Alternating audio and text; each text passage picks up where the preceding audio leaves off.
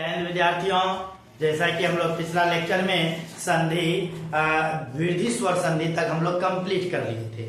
वृद्धि स्वर संधि के बाद आज का लेक्चर है आयन स्वर संधि और अयादी स्वर संधि का। आज ये दोनों संधि बिल्कुल आसान भाषा में हम लोग कंप्लीट करने जा रहे हैं, इसलिए इस लेक्चर को पूरा अवश्य देखें ताकि आपका यन स्वर संधि और अयादी स्वर संधि से सारा डाउट क्लियर हो जाए। पिछला वीडियोज अगर आप नहीं देखे हैं वृद्धि स्वर संधि दीर्घ स्वर संधि का, तो आप प्लेलिस्ट में जाकर के अवश्य देख लीजिए ताकि और भी अच्छे ढंग से संधि आपको समझ में आ जाए। तो चलिए शुरू करते हैं आज यन स्वर संधि। आज हमारा क्या है, यन स्वर संधि। तो सबसे पहले यन स्वर संधि, संधि कहते किसको है? तो संधि होता क्या है? तो संधि होता है दो वर्णों का मेल। दो वर्णों का मेल से जो नया वर्ण बन के आता है उसी को हम लोग क्या कहते हैं? संधि कहते हैं। ये बात आपको पहला लेक्चर में बताया गया। इसमें एक फार्मूला बताया गया होगा। एक फार्मूला आपका था प्रथम शब्द का अंतिम वर्ण, प्रथम शब्द का अंतिम वर्ण प्लस दूसरे शब्द का प्रथम वर्ण।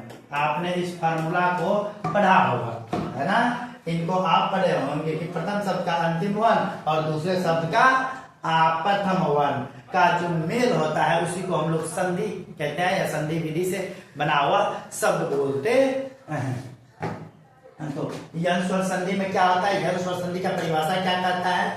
यन स्वर संधि का परिभाषा करता है जब किसी शब्द का अंतिम वर्ण ई या ई हो, ई या ई हो, उ या उ हो या फिर री हो, ये चीज हो प्रथम शब्द का अंतिम वर्ण। और इसका परिभाषा कहता है दूसरे शब्द का प्रथम वर्ण कोई भी भिन्न स्वर हो सकता है, कोई भी भिन्न स्वर हो सकता है। भिन्न स्वर कहने का मतलब है कि इधर ई या ई है तो इधर ई या ई को छोड़ करके, उ या उ है तो इधर उ या उ को छोड़ करके, री है तो री को छोड़ करके, है ना? कोई भी भिन्न स्वर आएगा तो इन दोनों के मेल से जो शब्द या जो वर्ण का निर्माण हो करके आएगा उसी को हम बोलते हैं यन स्वर संधि से बना हुआ। ओके, तो चलिए इनकी परिभाषा कहीं एग्जाम में नहीं पूछता है, इनके एग्जाम्पल पे फोकस करना है, बनाने की विधि को सीखना है। तो चलिए ई या ई, उ या उ या री का मेल जब भिन्न स्वर से होगा तो ई या ई जो होगा ना, ई या ई, या ई आपका जो है ना उ में बदल, या में बदल जाता है। ई या ई किस में बदल जाता है?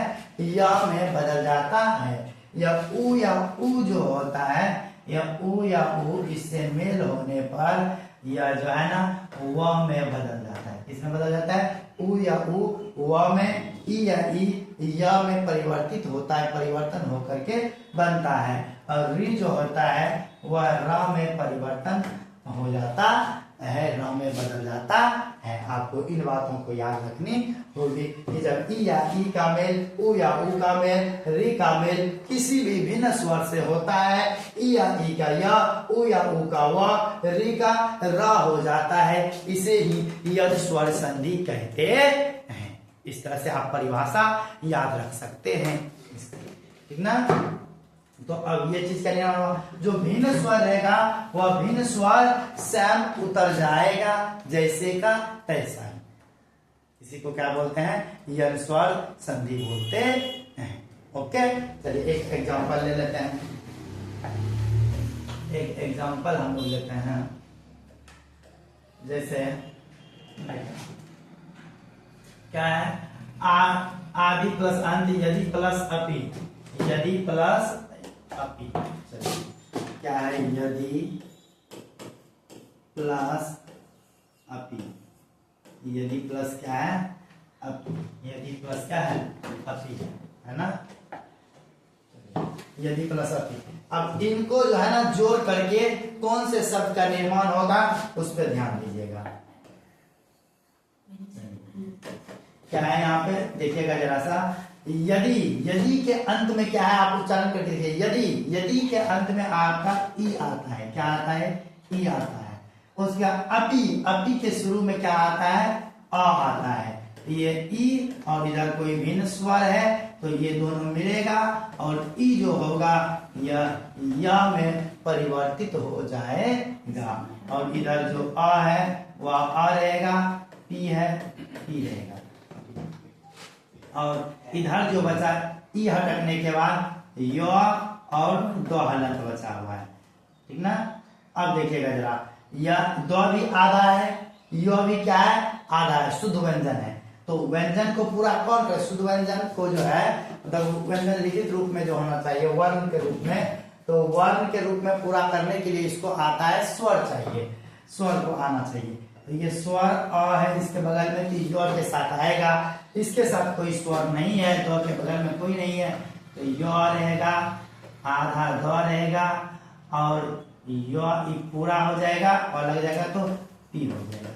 यद्यपि, क्या यद्यपि ऐसा लिखा हुआ रहता है, नहीं, इसको हम लोग क्या करते हैं दूसरे रूप में लिखते हैं कुछ इस टाइप से, य और द और य का संयुक्त रूप होता है द्य, द और य का संयुक्त रूप द्य और प का पी, यद्यपि। इस प्रकार से शब्द बन के आता है यद्यपि। तो यद्यपि किन दो शब्दों से मिलके बना है, यदि और अपि से मिलके बना है यद्यपि, है ना। इसी को हम लोग क्या कहते हैं, यन स्वर संधि द्वारा बना हुआ शब्द बोलते हैं। इसमें एक शब्द ध्यान रखिएगा हमेशा एक बात कि इसमें बीच में य या व रहेगा। यन स्वर संधि का पहचान है कि इसके बीच में क्या रहेगा, य या व रहेगा। उससे पहले जो वर्ण होगा ना वह हमेशा आधा होगा, वह हमेशा क्या होगा, आधा होगा। तो य बीच में है, इससे पहले दो क्या है, आधा है, दो क्या है, आधा, मतलब शुद्ध व्यंजन रहे, तब वह जो है ना कौन सा स्वर होगा, कौन सा स्वर संधि होगा, तो वह यन स्वर संधि हो जाएगा। ओके, तो ये समझे होंगे। एक और एग्जांपल को देख लेते हैं, जैसे इति प्लस आदि है, गति प्लस अवरोध है ना। कोई भी एग्जांपल आप ले सकते हैं, जैसे इति प्लस आदि को हम लेते हैं, इति प्लस आदि, इति प्लस आदि। चलिए ध्यान दीजिएगा, इति का अंतिम क्या है, इति का अंतिम छोटी ई है, आदि का शुरू क्या है, आ है ना। ये दोनों को मिलाएंगे, दोनों मिलाने के बाद जो होगा यह ई या य में बदल जाएगा और इधर आ रहेगा, ये आ द्वारसी का डी, आदि इधर आ जाएगा।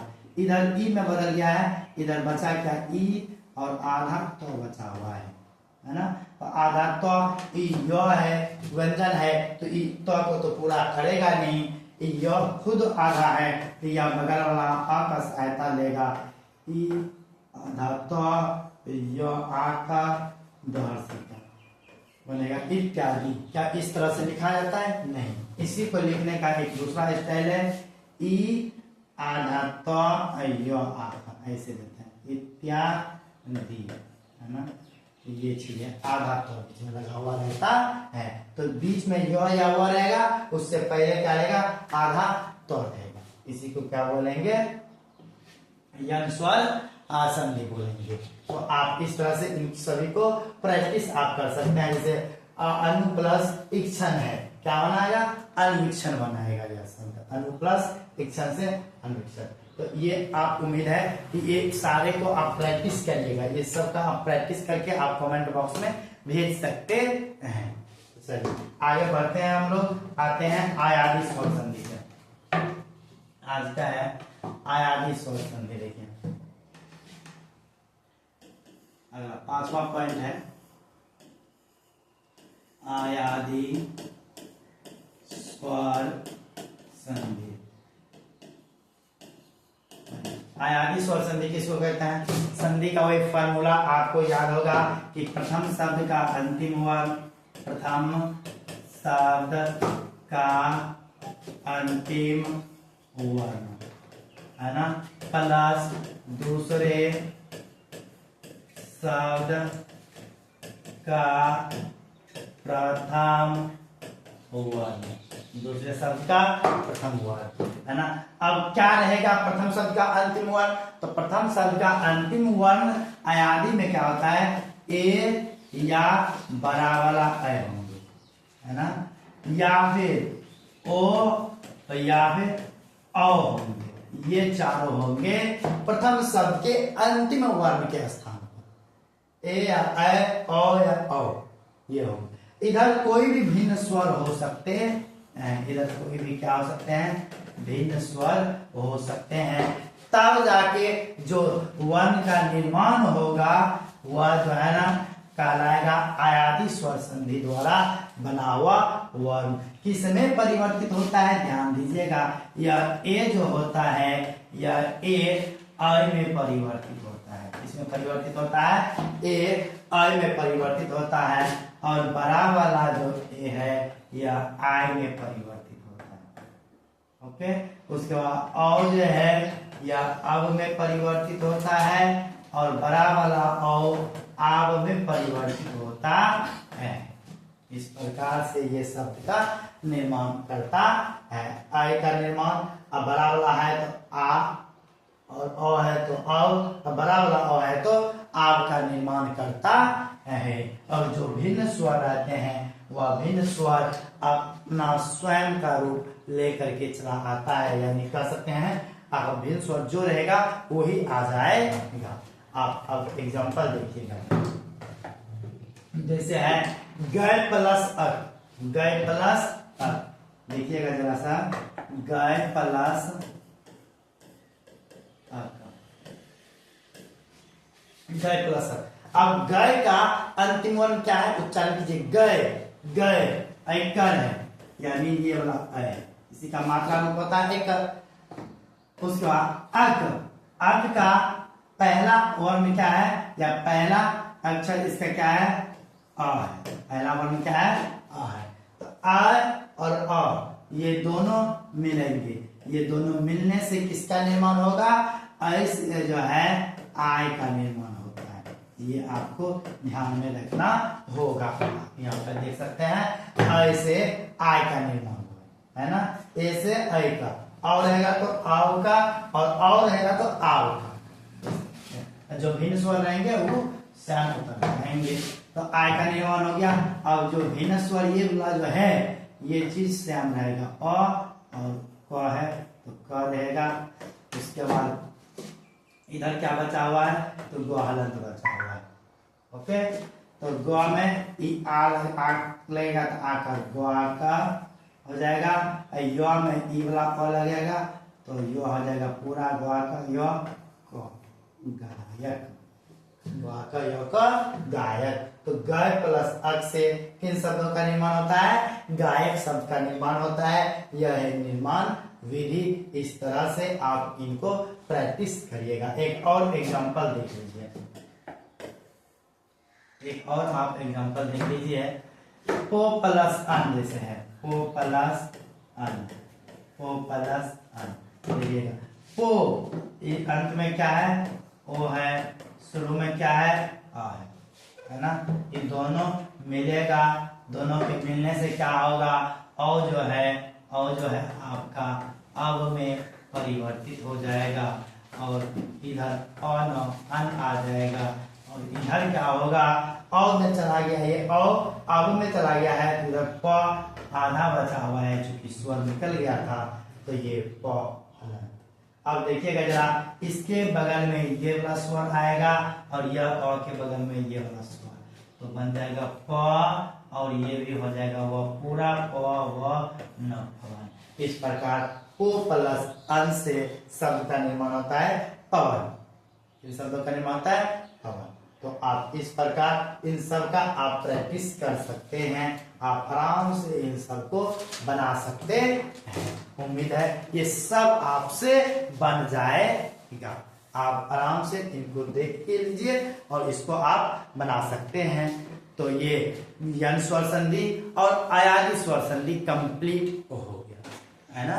तो ये दोनों कंप्लीट हो गया है। अब जो है ना हम लोग व्यंजन संधि को लेकर के आएंगे अगले लेक्चर में। इस लेक्चर में यहाँ तक रहने देते हैं। तो आपने पूरा वीडियो देख लिए हैं। इस वीडियो को देखने के लिए आपको बहुत बहुत धन्यवाद।